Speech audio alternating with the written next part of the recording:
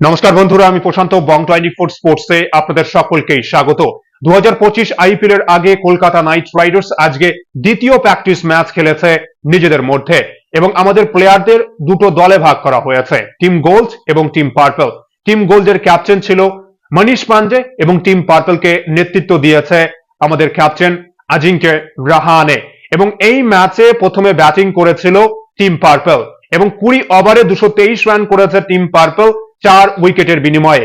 কিন্তু আমরা run chase দেখতে পাইনি, বৃষ্টির জন্য কিন্তু আজকে খেলা হয়নি এবং শুধু প্রথম ইনিংসেই আমরা টিম পার্পলের ব্যাটিং ইনিংস দেখতে পেয়েছি।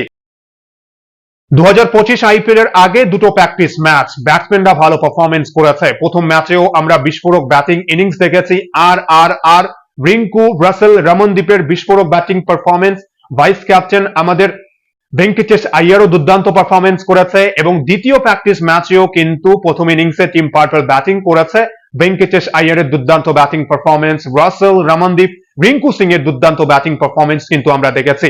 দুটো প্র্যাকটিস ম্যাচ দেখার পর কলকাতা নাইট রাইডার্স এর জন্য একটা কথাই বলতে পারি যে কিছু পজিটিভ দিক রয়েছে কলকাতা নাইট রাইডার্স এর 2025 আইপিএল শুরুর আগে, কিন্তু কিছু সমস্যা রয়েছে। যে সমস্যাগুলো কলকাতা নাইট রাইডার্স এর টিম ম্যানেজমেন্ট যদি সলভ আউট করতে না পারে তাহলে কিন্তু 2025 আইপিএল এ চাপে পড়বে কলকাতা নাইট রাইডার্স। বিস্তারিতভাবে আমরা আলোচনা করব কলকাতার কিছু পজিটিভ দিক এবং কি কি সমস্যা হতে পারে কলকাতা নাইট রাইডার্স এর সে বিষয়ে। প্রথম প্র্যাকটিস ম্যাচেও আমরা দেখেছি যে ব্যাটসম্যানরা বিধ্বংসী মেজাজে ব্যাটিং করেছে এবং দ্বিতীয় প্র্যাকটিস ম্যাচেও কিন্তু টিম পার্পল 223 রান করেছে 4 উইকেটের বিনিময়ে। ইডেনের উইকেটে আমরা জানি যে 180 রান কিন্তু সহজেই হবে, যেটা আমরা 2024 আইপিএল এও দেখেছি এবং 2025 আইপিএল এও কিন্তু 180-200 অধিক রান কিন্তু আমরা দেখতে পারবো ইডেনের উইকেটে। এবং আজকের ম্যাচে টিম পার্পলের হয়ে কিন্তু ওপেন করেছিল আমাদের ক্যাপ্টেন আজিঙ্কে রাহানে এবং তার সঙ্গে ছিল কুইন্টন ডি কক। কিন্তু আজিঙ্কে রাহানে প্রথম প্র্যাকটিস ম্যাচেও তিনি ব্যর্থ হয়েছেন এবং আজকের ম্যাচেও কিন্তু ব্যর্থ হয়েছেন আমাদের ক্যাপ্টেন আজিঙ্কে রাহানে। প্রথম ম্যাচে 13 রান করে আউট হয়েছেন এবং আজকের ম্যাচেও কিন্তু পাওয়ার প্লের মধ্যেই মঈন আলীর শিকার হয়েছেন, 11 রান করে আউট হয়েছেন আমাদের ক্যাপ্টেন আজিঙ্কে রাহানে। রাহানে ওপেন করেছে দ্বিতীয় প্র্যাকটিস ম্যাচে এবং প্রথম প্র্যাকটিস ম্যাচে কিন্তু রাহানে 3 নম্বরে ব্যাটিং করেছিল। কিন্তু রাহানের ব্যাটিং পারফরমেন্স যদি আমরা দেখি, ডোমেস্টিক ক্রিকেটে রাহানে কিন্তু ওপেনই করেছে এবং ভালো সাকসেস পেয়েছে। এছাড়া যদি আমরা গত 1-2 বছর আইপিএল এও দেখি, রাহানে কিন্তু ওপেনেই ভালো সাকসেস পেয়েছে এবং রাহানে কিন্তু এমন ইঙ্গিত দিয়েছে সাংবাদিকদের প্রশ্নে যে রাহানে কিন্তু ওপেন করতে পারে। কিন্তু দুটো প্র্যাকটিস ম্যাচেই তিনি এক ম্যাচে ওপেন করলেন এবং এক ম্যাচে কিন্তু 3 নম্বরে ব্যাটিং করেছেন, কিন্তু দুটো ম্যাচেই তিনি ব্যর্থ হয়েছেন। কিন্তু এবার এটাই দেখার আরসিবির বিরুদ্ধে প্রথম ম্যাচে রাহানে ওপেন করার সম্ভাবনা নেই, হয়তোবা তিনি 3 নম্বরে ব্যাটিং করবেন, কিন্তু ভালো পারফরমেন্স কিন্তু করতে হবে রাহানেকে, তা না হলে কিন্তু চাপ হবে কলকাতা নাইট রাইডার্স এর। কেননা কলকাতা নাইট রাইডার্স এর ওপেনিং ব্যাটসম্যানরা কিন্তু সেভাবে ভালো ছন্দে নেই। একদিকে রহমতুল্লাহ গুরবাজ আমাদের wicket keeper batsman, opening batsman, কিন্তু গুরবাজের ব্যাটে রান নেই এবং অন্যদিকে আমাদের আরেকজন উইকেট কিপার ব্যাটসম্যান কিন্তু Quinton de Kock. Quinton de Kock প্রথম ম্যাচে 22 বলে 52 রানের বিস্ফোরক ইনিংস খেলেছেন, কিন্তু দ্বিতীয় ম্যাচেই দেখুন কুইন্টন ডি কক আজকেও ওপেন করেছে। আজকে যখন কুইন্টন ডি কক এবং রাহানে ওপেন করেছে, রাহানে যখন আউট হয়েছে এরপর কিন্তু 3 নম্বরে ব্যাটিং করতে নেমেছিল ভাইস ক্যাপ্টেন ভেঙ্কটেশ আইয়ার। ভেঙ্কটেশ আইয়ার কিন্তু বিধ্বংসী মেজাজে ব্যাটিং করেছে, পাওয়ার প্লের মধ্যে 4-6। এরপর যতক্ষণ ভেঙ্কটেশ আইয়ার ক্রিজে ছিল, ভেঙ্কটেশ আইয়ার কিন্তু বাউন্ডারিতে ডিল করেছে এবং ভালো ব্যাটিং করেছে। যখন ভেঙ্কটেশ আইয়ার ব্যাটিং করেছিল, কুইন্টন ডি কক সময় নিয়ে সিঙ্গেল নিয়ে কিন্তু খেলেছে, মাঝে মাঝে বাউন্ডারিও কিন্তু মেরেছে। ডি কক কিন্তু এই ম্যাচে 27 বলে 32 রান করে আউট হয়েছে। ডি ককের একটা সমস্যা, ডি ককের এই স্ট্রাইক রেট 120-125 এর স্ট্রাইক রেট। ভেঙ্কটেশ আইয়ার যখন ব্যাটিং করছিল তখন কিন্তু সেই সমস্যাটা মনে হয়নি, তখন ভেঙ্কটেশ আইয়ার 4 মেরেছে, 6 মেরেছে এবং স্কোর বোর্ড কিন্তু দ্রুত গতিতে এগিয়ে চলছিল তখন। কিন্তু আইয়ার আউট হয়ে যাওয়ার পর দায়িত্ব নিয়ে বড় ইনিংস খেলা উচিত ছিল আমাদের ডি ককের, কিন্তু ডি কক কিন্তু 27 বলে 32 রান করেছে। প্রথম ম্যাচে 52 রানের বিস্ফোরক ইনিংস খেলেছেন এবং দ্বিতীয় ম্যাচে 27 বলে 32 রানের ইনিংস খেলেছেন। ডি ককের কাছ থেকে কলকাতার সমর্থকেরা কিন্তু শুধু বিস্ফোরক ইনিংস চায়। 27 বলে 32, যেখানে 27 বল খেললে কিন্তু ডি ককের মতো ব্যাটসম্যানকে 50-60 রান করতে হবে, কিন্তু ডিকক যদি ভালো স্টার্টিং করতে না পারে তাহলে কিন্তু সমস্যায় পড়বে কলকাতা নাইট রাইডার্স। কেননা একদিকে গুরবাজও ফর্মে নেই, আমাদের ডিককও ফর্মে নেই, সুনীল নারায়ণ কিন্তু কোনো প্র্যাকটিস ম্যাচে খেলেননি এবং সুনীল নারায়ণ যখন শেষ ইন্টারন্যাশনাল টি20 লিগে খেলেছেন ব্যাটে কিন্তু পারফরমেন্স করতে পারেননি এবং সুনীল নারায়ণ সম্ভবত আরসিবির বিরুদ্ধে ওপেন করবে এবং সুনীল নারায়ণ এবং ডিকক যদি ওপেন করে ভালো স্টার্টিং যদি দিতে না পারে তাহলে কিন্তু সমস্যা হবে কলকাতা নাইট রাইডার্সের জন্য। এবং রাহানেও কিন্তু ব্যর্থ হয়েছে 2 ম্যাচে এবং রাহানে হয়তো 3 নম্বরে ব্যাটিং করবে এবং টিম পার্পলের হয়ে 4 নম্বরে ব্যাটিং করেছে কিন্তু রঘুবংশী প্রথম ম্যাচে ওপেন করেছিল, ভালো একটা স্টার্টিং ছিল, 7-8 বলে 20-22 রানের ইনিংস এবং আজকের ম্যাচেও কিন্তু 18 বলে 25 রান করেছে। এরপর রিটায়ার্ড আউট হয়েছেন রঘুবংশী। রানের গতি বাড়াতে হবে এবং রিঙ্কু সিং এবং আন্দ্রে রাসেল কিন্তু ব্যাটিং করেছে।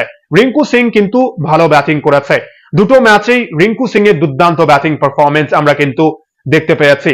প্রথম ম্যাচে রিঙ্কু সিং 77 রান করেছে এবং আজকের ম্যাচেও কিন্তু গুরুত্বপূর্ণ বিস্ফোরক মেজাজে 29 রান করেছে রিঙ্কু সিং এবং আন্দ্রে রাসেল দুর্দান্ত পারফরমেন্স কিন্তু আন্দ্রে রাসেলের দুটো প্র্যাকটিস ম্যাচেই। প্রথম ম্যাচেও তিনি অর্ধশত রান করেছেন, 59 রান করেছেন এবং আন্দ্রে রাসেল কিন্তু আজকের ম্যাচেও 19 বলে 45 রানের বিস্ফোরক ইনিংস খেলেছেন এবং রমনদীপ সিং আর কলকাতা নাইট রাইডার্সের প্রধান 3 ব্যাটিং স্তম্ভ, এই 3 ব্যাটসম্যানের উপর কিন্তু অনেক দায়িত্ব রয়েছে 2025 আইপিএল এ এবং রমনদীপ সিং প্রথম প্র্যাকটিস ম্যাচেও ভালো পারফরমেন্স করেছেন এবং আজকে দ্বিতীয় প্র্যাকটিস ম্যাচেও কিন্তু বিস্ফোরক মেজাজে 8 বলে 19 রান করেছেন।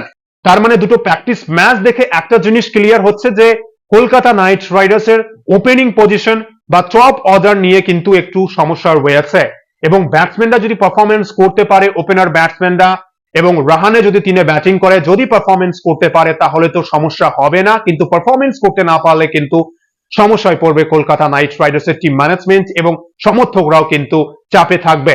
কিন্তু কলকাতা নাইট রাইডার্সের মিডল অর্ডার 4 নম্বর থেকে যদি আমরা দেখি, 4 নম্বর থেকে 7-8 পর্যন্ত যে আমাদের ব্যাটসম্যানরা রয়েছে সবাই কিন্তু পারফরমেন্স করেছে এবং একটা জিনিস বলতেই পারি, কলকাতা নাইট রাইডার্সের টপ অর্ডার ব্যাটসম্যানরা যদি পারফরমেন্স করতে নাও পারে তারপরেও কিন্তু আমাদের মিডল অর্ডার ব্যাটসম্যানদের ক্ষমতা রয়েছে যে কোনো ম্যাচে 180-200 অধিক রান করা বা চেস করার। কেননা রিঙ্কু সিং অনবদ্য দুর্দান্ত ফর্মে রয়েছেন, আন্দ্রে রাসেল দুটো ম্যাচেই কিন্তু বিস্ফোরক মেজাজ তিনি দেখিয়েছেন এবং রমনদীপ সিংকে কিন্তু গুরু দায়িত্ব দিয়েছে টিম ম্যানেজমেন্ট এবছর ইনিংস ফিনিশ করার জন্য এবং রমনদীপ সিংকে কিন্তু 2025 আইপিএল এ বিস্ফোরক মেজাজে ইনিংসের ফিনিশ করতে হবে এবং ম্যাচ কিন্তু জেতাতে হবে। আর রিঙ্কু রাসেল রমনদীপকে কিন্তু দায়িত্ব নিয়ে খেলতে হবে এবং তার সঙ্গে আমাদের ভাইস ক্যাপ্টেন ভেঙ্কিটেশ আইয়ারও কিন্তু ভালো ছন্দে রয়েছে। শুধু ওপেনিং পজিশন এবং আমাদের রাহানা যদি 3 নম্বরে ব্যাটিং করে টপ অর্ডার ব্যাটসম্যানদের নিয়েই কিন্তু একটু সমস্যা রয়েছে এবং এবার এটাই দেখার আরসিবির বিরুদ্ধে কেমন পারফরমেন্স করতে পারে। কি মনে হচ্ছে আপনাদের, কোন দুজন ব্যাটসম্যানের ওপেন করা উচিত আরসিবির বিরুদ্ধে এবং রাহানের কি ওপেন করা উচিত নাকি 3 নম্বরে ব্যাটিং করা উচিত? কিন্তু বোলিং ডিপার্টমেন্টে অবশ্যই কিন্তু চিন্তার বিষয় কলকাতা নাইট রাইডার্সের। আমাদের 2 চ্যাম্পিয়ন ক্রিকেটার হর্ষিত রানা এবং আমাদের বরুণ চক্রবর্তীও কিন্তু দলে যোগ দেবে এবং তাড়াতাড়ি কিন্তু প্র্যাকটিস শুরু করবে। স্পেন্সার জনসনও কিন্তু দলের সঙ্গে যোগ দিয়েছে, আজকে কিন্তু প্র্যাকটিস করেছে।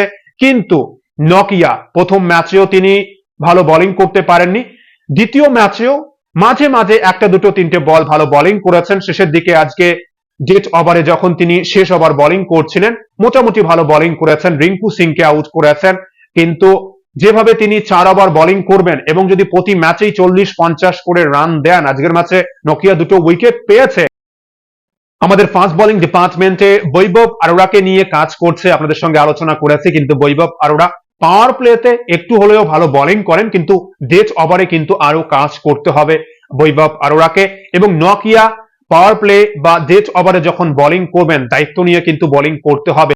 আমাদের নকিয়ার যা অবস্থা, নকিয়া কিন্তু 4 ওভারে 40-50 রান দেবেন এবং এটা কিন্তু অবশ্যই চিন্তার বিষয় আমাদের জন্য।